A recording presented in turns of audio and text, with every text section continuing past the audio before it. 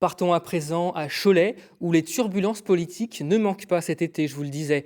D'abord, l'élection municipale annulée pour cause d'alliance de second tour litigieuse entre deux listes opposées à celle de Gilles Bourdoulex. Le maire sortant, qui est notre invité en direct de Cholet, merci beaucoup d'être avec nous.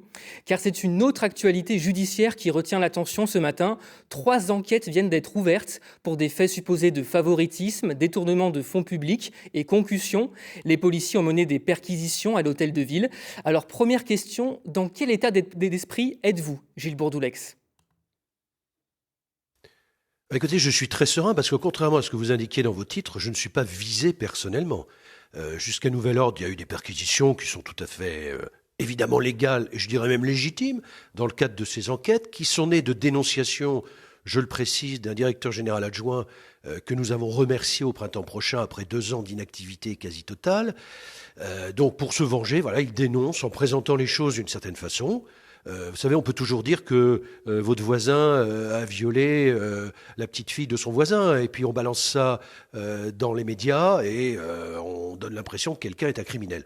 Donc je rectifie, aujourd'hui il y a des enquêtes, il y a eu des perquisitions. Je peux vous signaler d'ailleurs qu'ils ont perquisitionné mon ancien bureau, où il reste un certain nombre de dossiers, parce que je n'ai pas tout vidé au mois de juillet.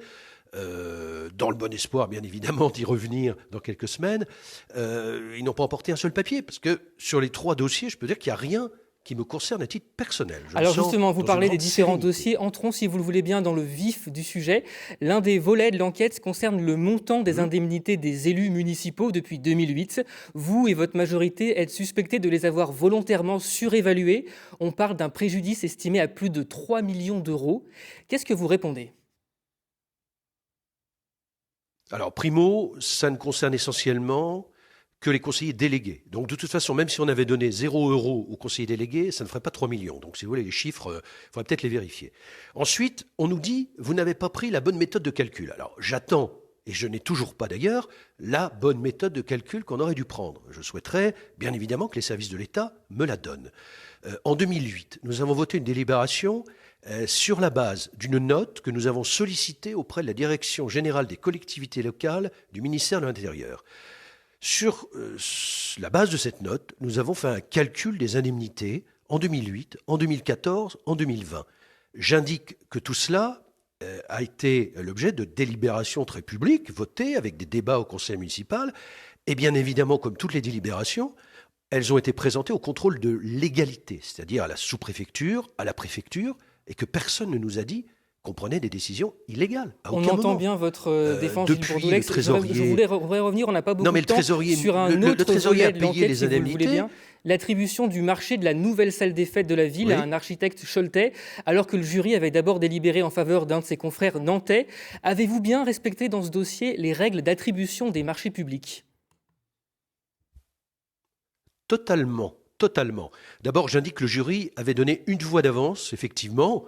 Je l'ai su après, je n'étais pas dans le jury. Une voix d'avance pour un candidat nantais, sachant que les 2 des 3 représentants de l'ordre des architectes qui étaient nantais ont indiqué pendant la séance, et j'ai un témoin qui a d'ailleurs écrit clairement son témoignage, ont indiqué qu'ils savaient quel était le projet nantais et qu'ils ont demandé à leur 3e collègue architecte de voter également pour le projet nantais.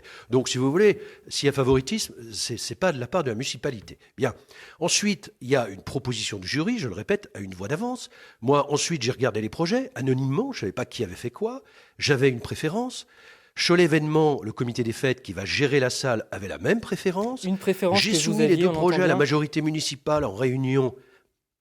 La majorité municipale a eu le même choix. Dans ce contexte, est-ce que vous comptez maintenir votre candidature à l'élection municipale ?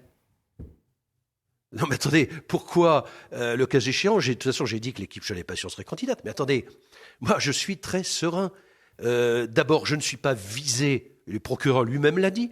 Personne n'est visé dans cette affaire.